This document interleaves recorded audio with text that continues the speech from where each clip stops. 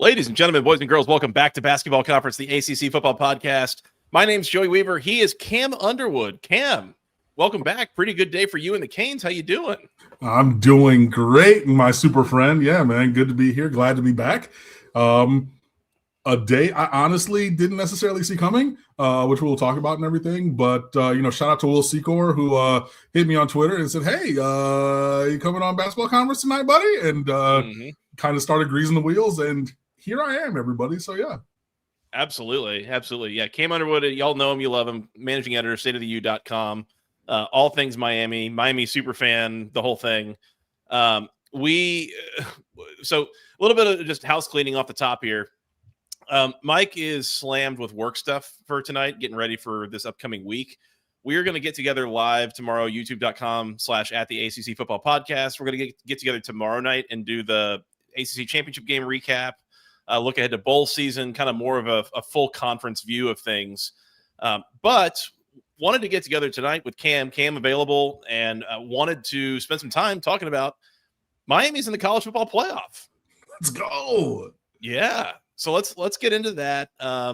Please, support the sponsors. We'll do an ad read here in a little while, but youtube.com/@the-ACC Football Podcast. Hit the subscribe button, hit the bell icon. You'll be notified when we're going to go live next.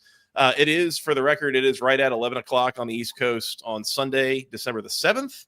We are, I guess, a little less than 12 hours removed from having found out that Miami officially will be the number 10 seed in the college football playoff. They will head to Kyle Field in College Station, Texas, to take on the Texas A&M Aggies. Hold on, we got a timer thing going on here. Get rid of that, and all right, we're good. Cam, I guess just I forget exactly when we had you on last. I think it was maybe after the Louisville loss, but before the SMU loss. Or maybe it was after the SMU loss. I can't remember. But it was later because I second chaired that episode a couple weeks later. Yeah, maybe NC that's right. State That's right. Or something like that. Yeah. We had you on recently. Okay. Mm-hmm.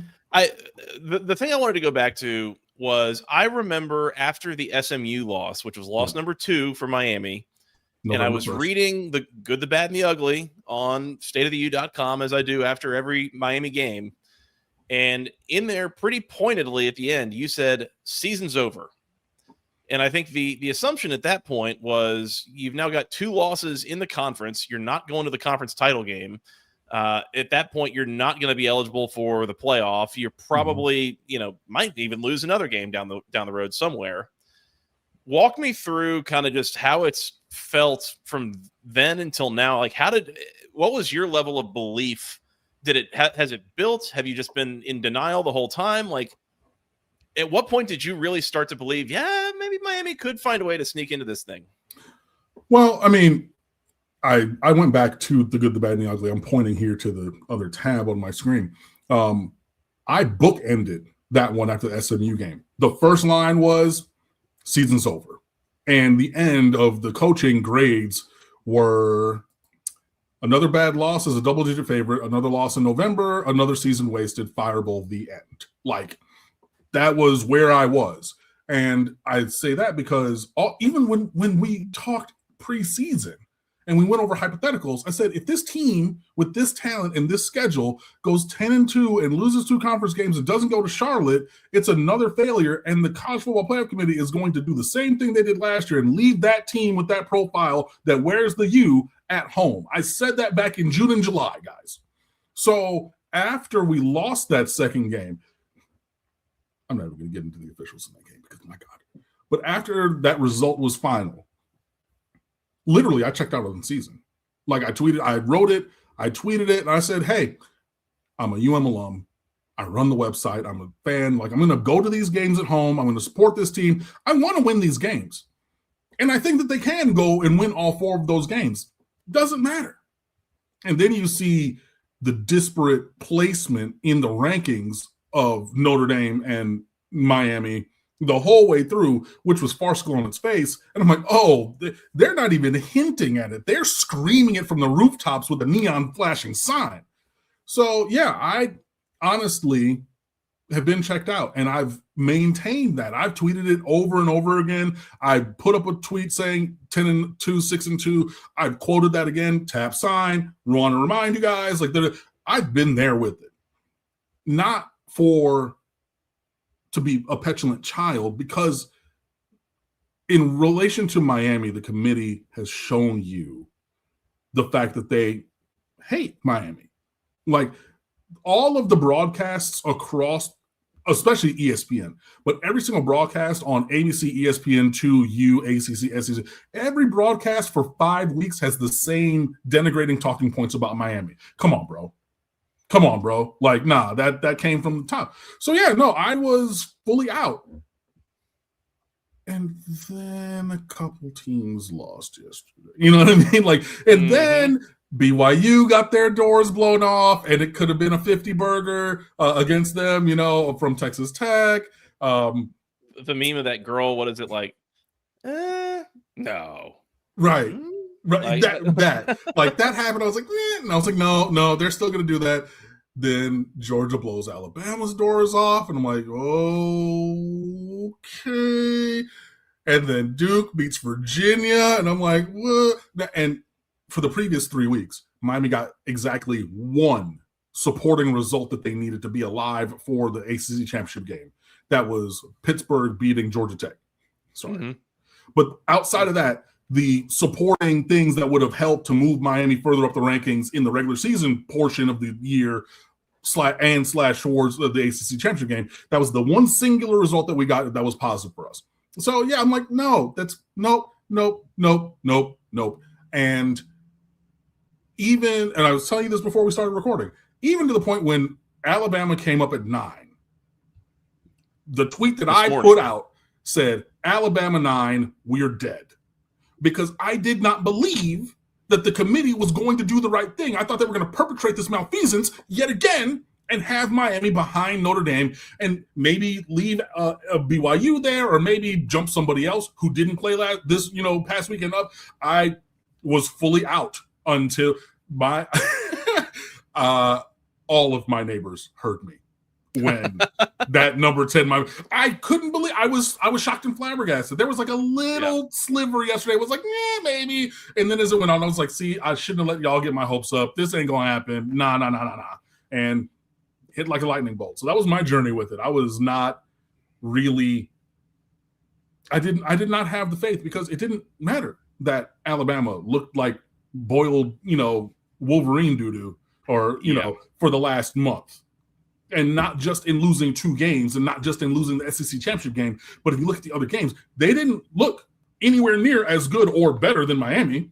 You know what I mean? Like, there was that. There were, the BYU I'll remove BYU at 11-1 through the regular season because they had 11 wins, and you got to play to win the game. So we should have been behind them coming into conference championship game weekend. I don't think that they played a quality schedule, so I'm fine with that. But I also went to Miami. But if they would have left BYU above us and said, hey, they played the schedule in front of them, they won 11 games, y'all found a way not to win 11 games, they're in front of you, that's a case to be made. And if they said that, you know what? We got to be better. We got to not lose those if you're doing results on the field and concrete, achievements. But yeah, that was kind of my journey with it, man. So it was it wasn't even a roller coaster. It was just like I don't know, man. I walked through a portal or something, and all of a sudden, hey, we're in the playoffs. So let's turn this around.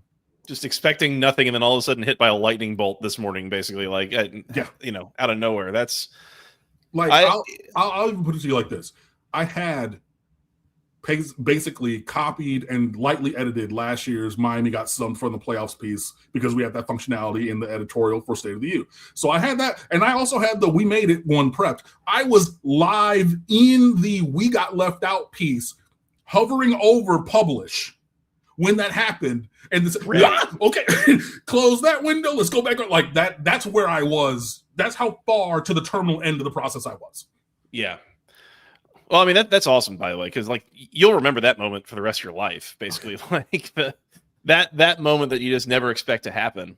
I will say, so you make some points about kind of the committee process that got us to this point, and I think I mostly want to focus on the Miami of it all, but Miami is kind of in the middle of, there's a healthy talking point, and this has been yelled about for weeks in the national media, is Miami is still behind Notre Dame, who they beat outright. And they were still behind them. They were still behind them, and they were still behind them. And then this week, when neither of them play, Miami all of a sudden jumps them. And I mean, there have been countless things that Hunter Yurachek has said, that things that have come out of this committee over the last month, that are just absolutely absurd. And the things that the circular reasoning and certain logic only applies to some teams than others. And it's exhausting. And it feels like they're just going to rank teams wherever they want to rank them, and then come up with a reason for it later, which is it's all nonsense. I will say, and I'm curious to your thought on this. So kind of a couple things I want to talk about with the process. Number one, I think Tim Hayes here on YouTube makes a good comment. They weren't going to fully leave the ACC out. So Duke winning, and more importantly, Virginia not being in, is what put Miami in over Notre Dame. I had this exact thought earlier, is that, again, neither team played this week. Why is Miami now all of a sudden ahead of Notre Dame? Well, you left Florida State out 2 years ago. You're really going to keep the ACC out again here, for reasons that are harder and harder to explain all the time? I think there might be something to that. There was a 4-team thing, back then, playoff, and it was just unfortunate that, Jordan Travis snapped his leg. It was just, they were not the same team. And credit to them for winning the ACC championship game and everything, but they were not the same team. And as evidenced by their failures ever since he's gone, right? You can see how much he was not even the straw that drink, or the straw that stirred the drink. He was the drink. You know what I mean? So I get it in that instance, but I get that we can play that end result with this, but the process was flawed. I mean, I honestly think intentionally corrupt from beginning. There should have never been the separation that there was with Notre Dame at 10 and Miami at 18 in the first rankings. There should have never been. And, we beat them, A&M beat them, and credit to them for running 10 straight, right? Outside of USC and Pittsburgh, they played the dregs of the earth. They played the worst team in the Big Ten, Purdue. They played the worst team in the SEC, Arkansas.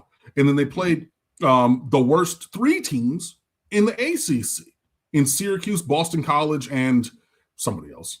Stanford. There it is. Half of your wins are against the literal dregs of the earth, bro. And it's just not, I'm sorry. So, and I see y'all in the chat, with that as well. So, there is a measure of the ACC not getting left out. But, it was interesting because another Canes website, they tweeted out that Jim Phillips is a Chicago Catholic, and both of his personal children go to Notre Dame, and that's why he didn't do or say anything. If you think of all of the commissioners and coaches, and they even flew up Notre Dame players to Bristol, Connecticut to do the car wash on all the shows. Wasn't Marcus on the Today Show earlier this week? Hello! On signing day? You know what I mean? That's what they did. And hey, look, good for them for the connections and everything. When are you going to put Malachi Tony and Ruben Bain in front of cameras and CeCe Maui Noah? You know what I mean? If we're doing this, and then Notre Dame people want to say, oh, this was only because of social media and fought in the court of public opinion. Brother, your athletic director did 4 shows. Your head coach did the Today Show and others. You had multiple players flown from South Bend to Bristol, Connecticut, and were in studio doing multiple shows. Miss me with that. But I just think that the process was completely and totally flawed. And they got it right by having, if there was going to be one team between Notre Dame and Miami getting in this year, same record, and they played, and Miami won, it had to be Miami. And if it were reversed, 10-2, they beat us, I would want it to be otherwise, but it would have to beat them because competition matters. The result on the field it's foundational to the sport. Otherwise, what are we doing? Just ask Vegas who to put in. I mean, I saw there was, I think, the Irish Muse Twitter account. They quoted the score bug for our first round game, which is against Texas A&M, i.e. the We Beat Notre Dame Bowl. So they screenshotted that and then said, "Oh man, this is so messed up. The committee sucks. We would have beaten both of these teams." I'm like 12 out of 10 sarcasm. You win the day. Yeah, So that's the other thing I want to mention here, and I'm curious to get your reaction on this. I think the committee got it wrong. Okay, how so? I think they were right to put Miami in. I think they were wrong to leave Notre Dame out. I agree. I think Notre Dame should have probably gotten the 10. Miami should have the 9, and Alabama should be out. I agree. And the reason I say that, I tweeted something out. I really like going back to the thing that Dan Rubenstein has been saying for years. And he was mostly saying it in the 4-team playoff era. It was kind of mainly where it started, where you really had really limited spots. But as much as we don't want to penalize teams for losing on conference championship weekend, to me, it's not the what, it's the how. And we were saying this, by the way, last year in about the third quarter of the ACC championship game when Clemson is boat racing SMU. It's like, you're not going to get left out here because you lost. You're going to get left out because you looked like garbage, got blown out in a loss. And I mean, Alabama had negative rushing yards yesterday. They lost by 3 touchdowns. They had a punt blocked. Ty Simpson looked terrible in that game. If I understand that you didn't technically have to play in the conference championship game, and we don't want to penalize that, but at some point, if you don't even look competitive, what are you going to look like here in 2 weeks against a bunch of teams in that level of quality, right? That kind of tells us you probably don't belong in the playoff. So I felt like Notre Dame should have been in. It's not that Alabama lost; it's that they looked terrible and got blown out in that game. That I thought they should have been out. Yeah, it was definitely not just the result of losing, but how they lost. I agree with you. I said as much. I think Miami and Notre Dame are very analogous peer level teams. You're splitting a hair the long way that hair I don't have anymore. But to differentiate, because we beat them, but that has to take precedence. I thought the same thing. I thought hey, when you look at the entire resume, which is a loss by 2 scores to a 5-7 FSU in week 1, because I know people are oh, it's the first week of the season. Why are y'all trying to talk about y'all beat Notre Dame? Because we played a game this year. And if it were the other way, you would be doing the same thing, rightfully so, because you get those bragging rights and that because you won. But Alabama has the worst loss of any playoff team by far. Yes. And then you look at their performances through the rest of the year, they got super Houdini escape lucky against Auburn to the point where people were saying that Lane Kiffin didn't take the LSU job officially because he sat there and watched the end of the Iron Bowl, because what the job he really, really wants is Alabama. And he said, if they lose that, I had somebody who works in the world of college football said, so what's going to happen is they're in the fourth quarter of this game when it was either close or tied. It said, Auburn's going to win this game. Alabama's going to fire DeBoer. Another team is going to fire a coach who you don't think is going to get fired for cause. Yeah. And then go get DeBoer. And then Lane is going to say, screw you and you. I'm actually going to Tuscaloosa. And this person has given me information for a good long time and has usually been right. So there was some smoke with that fire for sure. But if you look at those performances, none of them were from Alabama. None of them were indicative of a playoff team. None. Right. Especially against Georgia. And I had said that. I thought it's what it should have been, but what they were not going to do was just flip Miami and Alabama and leave Notre Dame where they were. But I agree with you. I think that was the right answer. Miami at 9 going to Oklahoma. That's a matchup that I really wanted, by the way, because it wouldn't have been close, I don't think. We would have won by 2 scores. But that would have worked well for Miami. And then, Notre Dame at 10. Yeah. Yep. Well, and again, we got another good point from Tim Hayes, who points out the thing that I've seen pointed out a few places is we realized that everyone who lost a conference championship game yesterday dropped in the rankings except for one team. BYU dropped, Ohio State dropped, Virginia dropped, like all of it. And yet one team still sits in the exact position they needed to be. Yeah. So, but I mean, look, it was a bitter pill for them to swallow last year for Clemson stealing a bid and leaving, because had Clemson not stolen that bid, what was going to happen was Alabama was going to jump Miami at 9-3, because that was the comparison they were making all year, even though Miami was more analogous to a 10-2, Tennessee team that made the playoffs with Nico Iamaleava, but whatever. But they were going to jump them up, leave us out, and just say tough cookies. Then they stole that bid. So then the bid that they stole wasn't ours, because we weren't going to get it last year. It was Alabama's. So then, faced with the prospect of leaving them out again, they said, what we're not going to do is that. So, and it, again, they just contorted themselves into any way to justify shenanigans. But like, and I know like Notre Dame wants to center Miami as though like it's my fault or Mario Cristobal's fault that the committee got it wrong for 6 weeks and then got it right. I had no efficacy. Like, I had never spoke to anybody. I had never spoken to anybody on the committee. So why are you mad at me? Why are you coming at me on Twitter, bro, for advocating for my team by not putting your team down, by saying these are the things that we did? That's it. All year long. Well, if you want to look at common opponents, we had 4 of them. Miami won those games by a higher margin.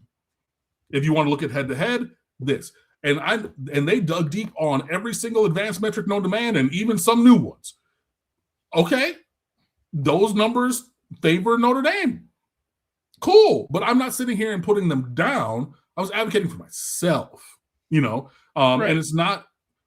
It's the committee that they should be mad at, not us. But I honestly and truly, I agree with you. They should have been in, and Alabama should be sitting at home, sucking on a pine cone or whatever. But such is life.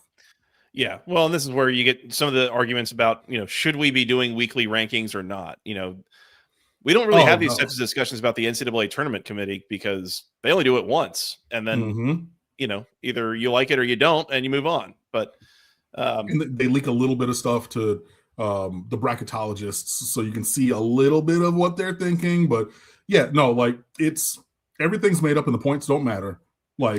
Just it's whose line is it anyway? Whose for line, ratings on a Tuesday against or in the halftime of action or the beginning of the college basketball season, either between games or halftime or whatever. We want eyes. ESPN is such a foothold in this sport. They just want viewers and ratings and everything. And I mean, do I write about it at State of the U? Yeah, because do those pieces do numbers? Absolutely. But it's all made up, and the points don't matter. And then at the end, they're going to do what they're going to do. And they're going to, again, to your earlier point, even in the same show, they will say contradictory things. Oregon gets credit for beating Penn State when James Franklin was there and they were ranked in the top 5. Even though they fell off a cliff and they looked terrible, they get full credit for beating a top 5 team when that happened. This other team, who was it? It was Georgia Tech beat like a top 10 Clemson team. That's exactly who it was.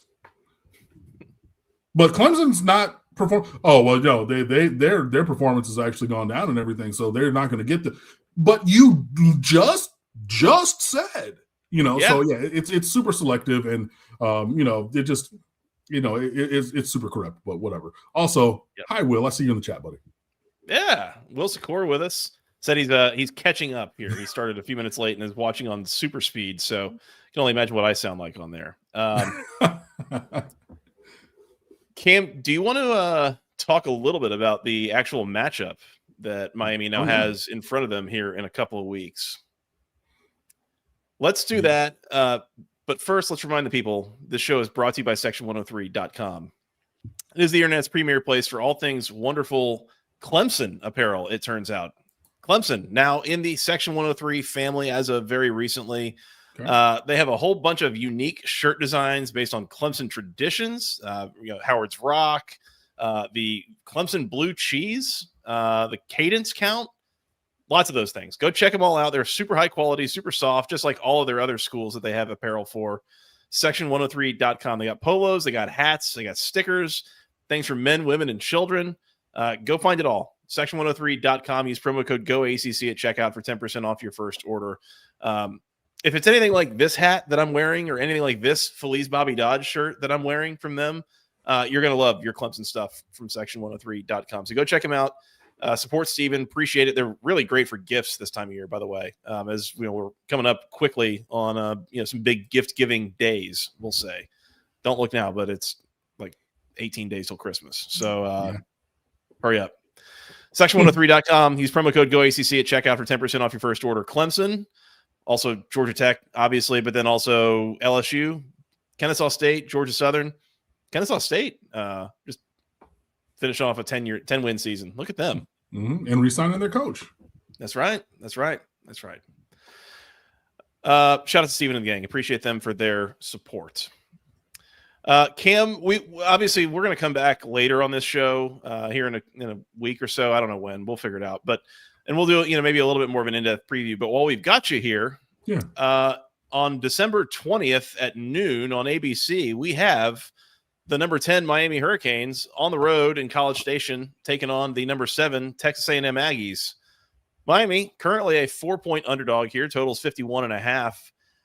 My initial reaction there is, I think that's a pretty reasonable line. I mean, I think maybe A&M slightly better on a neutral field, maybe, but put a home field advantage on it. I think this is a pretty reasonable number. What's your initial reaction, your initial thought on this matchup for Miami going against the Aggies on the road?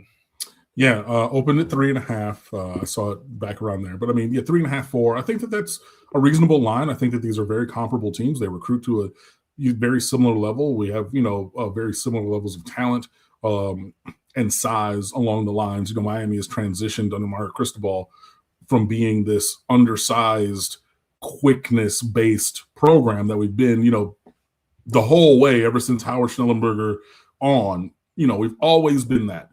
Just a little smaller, but, tenacious and quick and fast, and we'll beat you to the spot. We do have some of that same speed, but we also have prototypical size in the trenches now, which we've never had. Mm-hmm. And that matches up well with Texas A&M. I think that obviously their quarterback can run more and better than ours. But ours, when he's on, is accurate and decisive with the ball.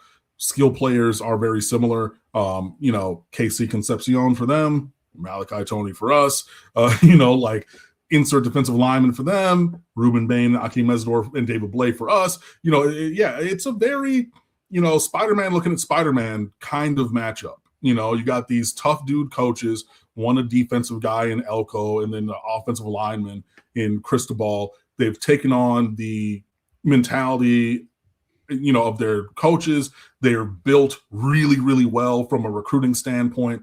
The foundation being high school recruiting and developing massive human beings, and then sprinkling in some transfer guys like Concepcion for them and others. This is a really even matchup. This is the third time we will have played them in the last 5 years, I want to say. We went out there there was a home and home that we had against them recently. Post-COVID, I think. Yeah, post-COVID. Okay. It was that during Cristobal? I think did Cristobal coach him both times? Yeah. We went 22, and then they came back with Connor Wegman in 23. So, gotcha. Okay. So this is the third time in 4 years that we will have played them and everything. So, a little bit of familiarity with them. But, this is a clash of titans. I think that, depending on how things go, this is very much a winnable game. So I'm just going to put that out there. This is going to be, we were talking before we hit record. This is my top game of the first round. You know what I mean? I would put it'll be the best watch on TV, I think. Exactly. I'll put us first, then the OU Alabama rematch 2, and then the the drubbing of baby seals known as the G5 games afterwards. But like, yeah, I think that this is the closest and most competitive game and best watch of the first round. So yeah, definitely they do some interesting things that we're going to have to combat, and we do some things that they're going to have to combat. And it really comes down to execution, turnovers, penalties, those kind of things. But yeah, it could really go either way. For Miami alum Cam, I would love it if it was under 3. You know what I mean? If it was Miami plus 2.5, so just under that normal home field bump, just something around. But I'm fine with 3, 3.5, 4. Yeah, I'm good with it. Yeah, it makes sense. One of the things that does stick out to me about this matchup is the quarterbacks on either side. That both of them seem like high ceiling, low floor kind of guys. Just on any given Saturday, like. Either one of them can have a really great afternoon, and either one of them is capable of making a lot of bad mistakes in a game. So that's something I'm going to be curious to watch. I know Carson Beck, with a little bit more experience under his belt than Marcel Reed has. The other thing that comes to mind is this is among the most hostile environment that Miami could be going into for a game like this. Yeah. I think that's the biggest stadium in the country. It will be packed out at like 108,000 people probably in the building for that game. So that'll be something that Carson Beck is and that offense especially are having to contend against. That I don't know if they would see something quite like that going to, I don't know, if somehow they'd played at Texas Tech in Lubbock, like that's a totally different situation, right? Or, even in Norman against Oklahoma, I don't think it's quite that bad. So something to think about. Yeah, there is, but look, you just got to focus on the field and on your job. Michigan's still the largest stadium, by the way. Go Blue. But it's built into a hill, and they can continue to put 2 or 3 more expansions up. I remember hearing that from an engineering friend of mine, father, when I was younger, and they finally did one of those. So yeah, that's beside the point. But it'll be 108, 110,000 people. Those psychopaths out there screaming and yelling and everything. Like it's going to be, it's going to be a challenge. But we also went to the Swamp last year. 41-17 in the opener. It should have been worse than that. We went to Tallahassee this year. Bombs over Baghdad. Finally, we had no explosive plays all year till we got there, and they were in full throat. Trust. It was loud. Like you could hear it through the TV. And we've gone. I know that they were down and they'd already fired their coach, but you go to Lane Stadium for a nooner. That's not an easy place to go play. We've had seasons die horrible deaths. Well, really one, because they've only beaten us in Pittsburgh one time. But the 2017 undefeated season died a horrible death there. You got to go and do that. So yeah, we've been to those places. It's funny. Carson Beck has not played at Texas A&M. He's played at almost every other stadium in the SEC from his time at Georgia. But yeah, it'll be a challenge. But I think the bigger challenge is really on the field. Mario Cristobal is very good at getting this team to focus, not listening to the noise, not focusing on fans or anything. Hey, whatever. We love being here, and we're just going to try to beat the guy across from us. Anas Cooper, starting right guard for 4 years, said he's like, we love away games. I love the energy. I love the yelling. I love that. We can go on silent cadence because we've been working on that as offensive linemen our entire life. But I love that energy, and I love it at Hard Rock when it gets loud in there also. So, yeah, that's not going to be I don't think it's going to be a thing that's really going to deter us much. But, it's going to be a great environment for sure. Yeah, I think so. And, if the scenes that we saw last year in the first round playoff games, getting those on home campuses, if it's anything like that, you have to imagine that'll be a really good watch and a pretty exciting environment to play in. Just overall, your thought – I kind of like Miami in this spot. I'm not going to sit here and guarantee you, bet it like the game's already been played that they're going to win. Mm-hmm. But I kind of like their chances here in this matchup. And again, with this quarterback battle and just like we said, I think they feel like pretty even teams. And yet there's just an extra level of kind of a veteran presence, I think, with Miami that I really like, and a little bit more of an established program under Cristobal than A&M, who's in year 2 under Elko, I believe. Mm-hmm. I like this spot for Miami, Cam. I do also. This is what we've been building for. This is why we went through. This is why we unceremoniously kicked out Manny Diaz, despite the entire roster at the time advocating to keep him. So we have higher aspirations than this. And, he talked his game, and congratulations to Duke for winning the ACC championship game. Joey, what was their record before that game? 7-5. That's why he's not here. He's like, well, we wanted to win it at our last place, but, this feels like we just had to be in the right place. Da, da, da, da. You got the benefit of the worst tiebreakers in history to go there and played a not very talented team, to be perfectly honest. And had Miami been there, we would have boat raced either team. I'm very confident in that. But you see, a 7-5 team, like regular season team, that's why he's not here. And what we have now in terms of who's on the roster and how they're playing, this was the vision for why we got rid of Manny Diaz. And we brought in Mario Cristobal and suffered through 5 and 7, suffered through the Georgia Tech loss, trying to get Donald Chaney 100 yards for the first time in his career when he was down. And they called a fumble just like it was Cleveland Gary in 1988. And you had Matt Lee on the sideline screaming and crying, and they had a camera in his face talking about what the F are we doing here instead of taking a knee. All of that led us here. So we've been following the yellow brick road, and finally we've made it to Oz. So it's not the top of the mountain, and there's still work to be done, but I'm also going to enjoy the fact of the new level of achievement. It's like I'm playing a video game. New achievement unlocked. Great. Last year, the achievement unlocked was 10 wins. This year, the achievement unlocked is in the playoffs. So, we have the kind of talent on the roster that can compete for a national championship. Now, it is a tough road to hoe because you got to go through Texas A&M, who's built the same as y'all. Then, when we win that, we have to go to the Cotton Bowl and play my biggest nemesis of life, the Acorns from the state south of Michigan.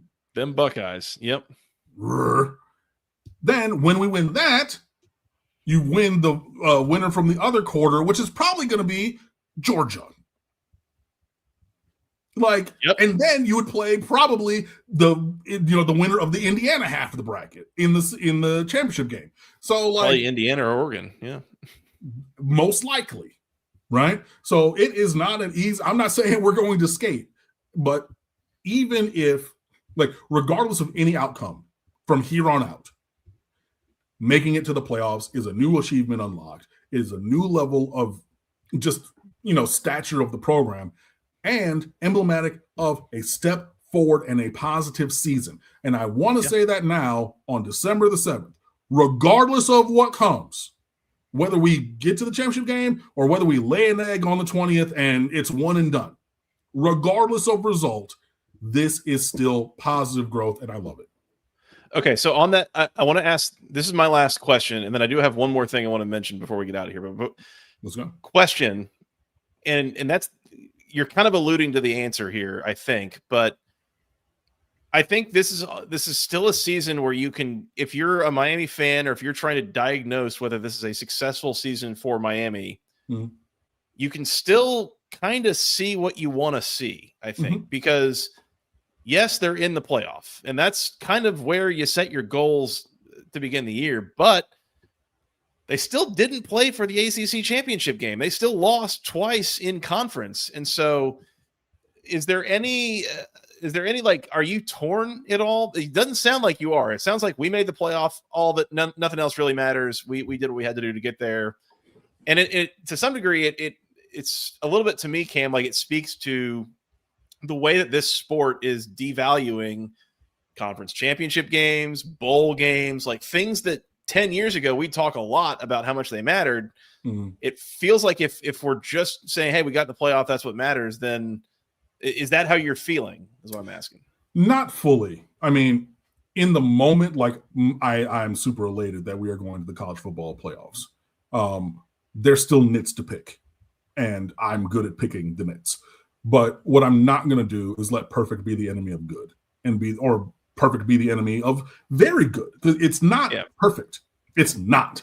Like, I've been consistent through the season. There were way too many procedural offensive line penalties, false starts, illegal procedure type things. I'm not going to get to the holdings, but there were too many of those.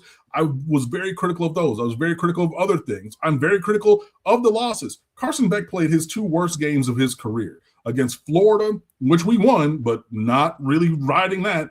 And he just threw another interception to Louisville. You know what I mean? Like, those were unacceptable. And then the SMU game, I thought we played well enough to win. I thought SMU did some things, but there were several egregious, fireable referee calls and decisions in that game. And for me, I don't know that this allegory exists. I needed Mario to get a technical foul there. You know what I mean? I need him to call the timeout and be halfway to the free throw line screaming at Teddy Valentine. I needed that in one of those moments. Yeah. But if you go off in football, it's a 15-yard penalty.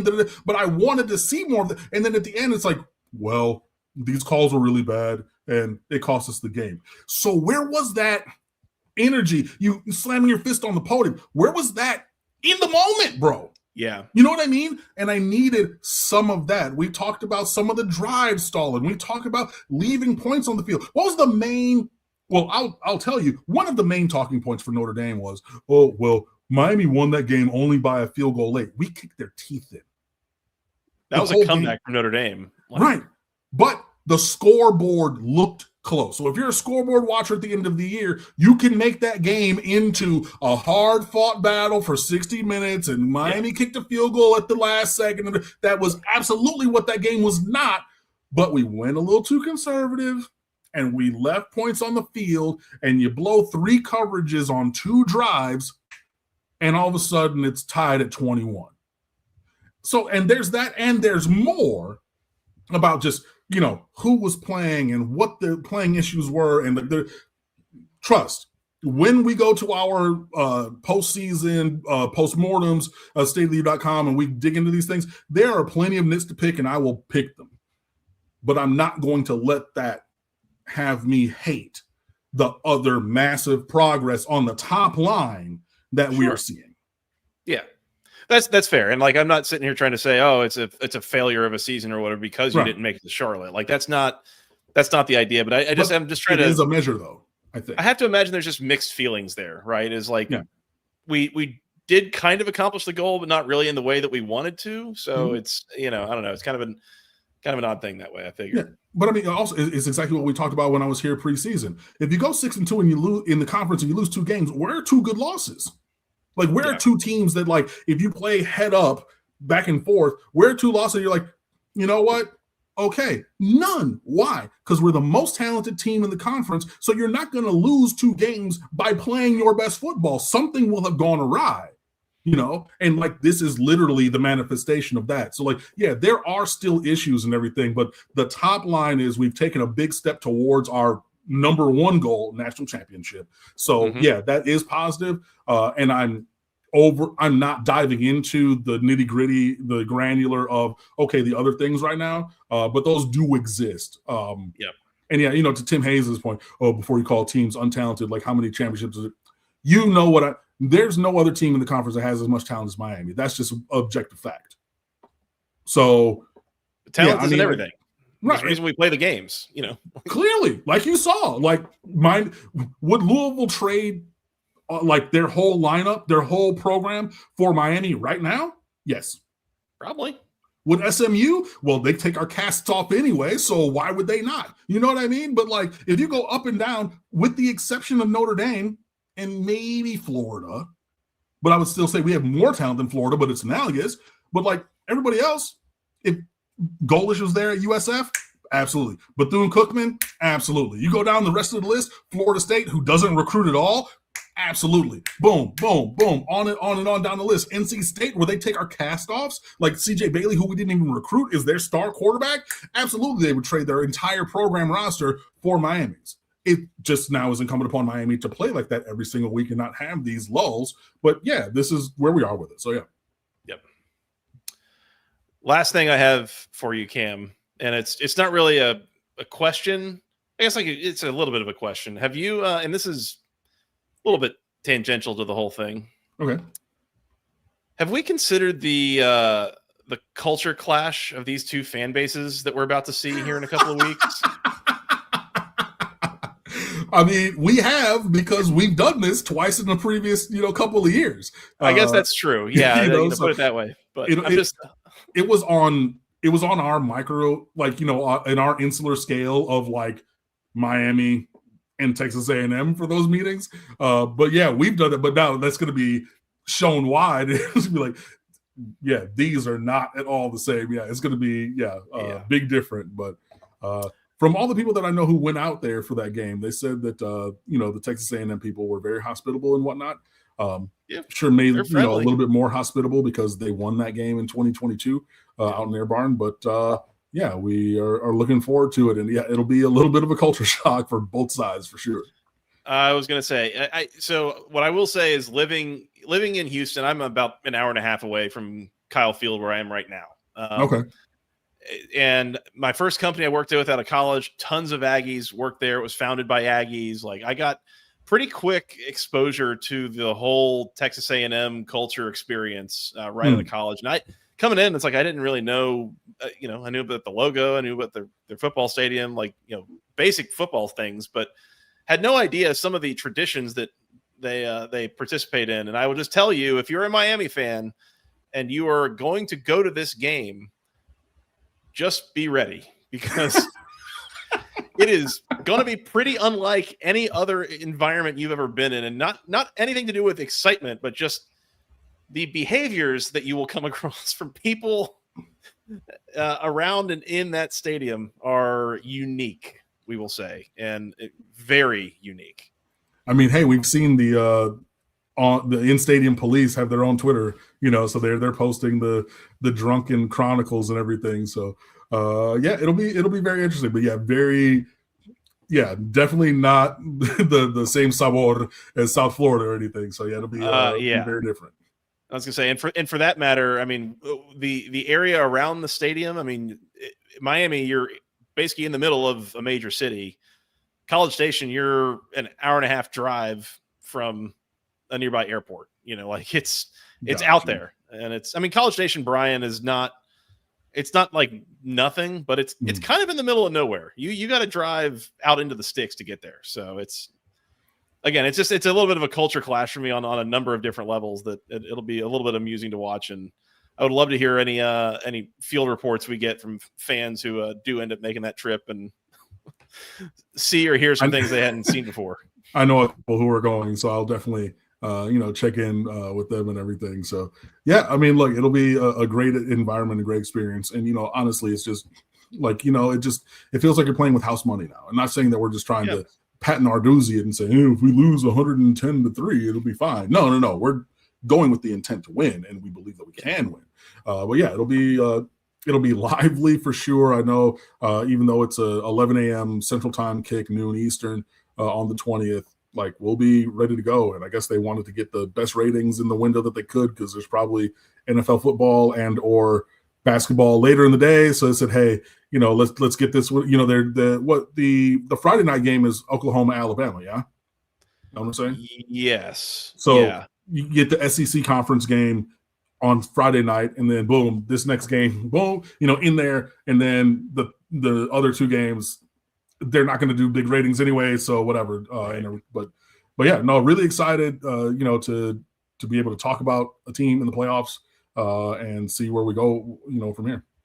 Yeah, no kidding. I'm looking forward to this game. It should be a fun one, and obviously a lot more content coming y'all's way here in the next couple of weeks, getting you ready for it. Cam, this has been awesome. Really appreciate your time here tonight. Anything else for the people before we work on getting out of here? No, man. Just first of all, thank you for listening and watching and everything. Joey, thank you for having me. Check out stateoftheu.com. We had National Signing Day on Wednesday, and Miami signed 30 players. And as annual tradition, I wrote an individual bespoke notebook for each and every player. So that story stream from signing day is up. Our college football playoff story stream is up with several pieces as well, with the kickoff time, with the line, the piece, that I was talking about that I wasn't going to post because I was in the We Got Snubbed post about us making it, and all of that and plenty more. So yeah, we're really excited to be there for you all and everybody. And yeah, I'll definitely check back in with Joey and the Super Friends another time soon. Hell yeah. Always fun having you on, Cam. Stateoftheu.com, as the people know. Go find that for all of your Miami football, recruiting, and other sports coverage there as well. So go check them out. Basketball as well, you know it. That's right. At the State of the U on Twitter, right? Yes, sir. Okay, there you go. And at Underwood Sports there for Cam. So go find him there. We're gonna get out of here, Cam, and we will come back here and kind of keep people getting ready. But again, appreciate you coming on for a bit of a short show, but wanted to make sure we talked about the day that was for Miami, a huge day as they get into the college football playoff.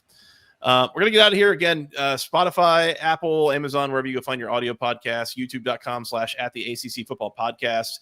Shout out to all the people in the chat with us tonight. That was fun. A good crowd here. Please hit the subscribe button if you haven't already. Mike and I are going to go live probably tomorrow to recap the ACC championship game, talk about all the other bowl matchups we have for the ACC, lots of other things conference-wide. So please tune in then. We'd love to have you back. Otherwise, basketballconferencepodcast@gmail.com is the email address. Thank you. I think that's all I got, Cam. So, sounds good, man. So, yeah, we'll check you guys soon. Thanks so much. Thank you, Cam. You're the best. We appreciate it as always, and we'll talk again soon. How's that? Sounds good, man. All right. Well, until next time, for Mr. Cam Underwood, I'm Joey Weaver. Thank you guys so much for listening. We'll talk to you again very, very soon. Until then, go Canes and go ACC. That's right.